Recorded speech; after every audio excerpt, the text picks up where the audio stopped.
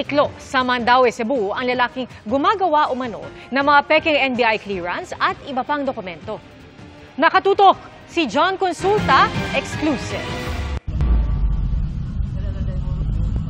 Hagip ng surveillance camera ng NBI Mandaue ang pagdating ng mga undercover agent na nagpanggap na seaman. Maya-maya lang, lumutang na ang target.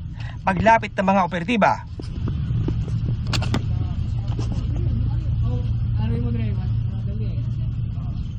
hawak pa ng suspect ang perang ibinayad sa kanya, kaya mabilis siyang inaresto.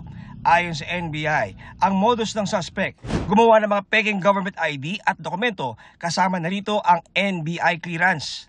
Ito ay isang insulto sa aming institusyon, sa NBI, na napapaliwala yung essence ng NBI clearance namin.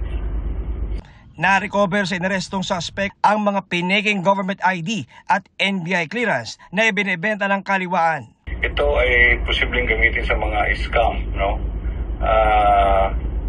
sa ngayon, alam naman natin na ang daming mga kumakalat na mga paglilinlang, especially concerning economic crimes. So ito ang isa sa contribution ng NBI na ma-prevent ang pag-propagate itong mga klaseng kalokohan.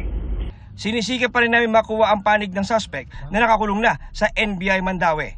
We recommended for 6 counts of falsification. Ito ay binubuo ng 3 fake na NBI clearance forms. Tapos meron din tayong isang PhilHealth ID, meron din tayong BIR ID, at saka isang Marina Identification Card. Para sa GMA Integrated News, John Consulta, nakatutok 24 oras.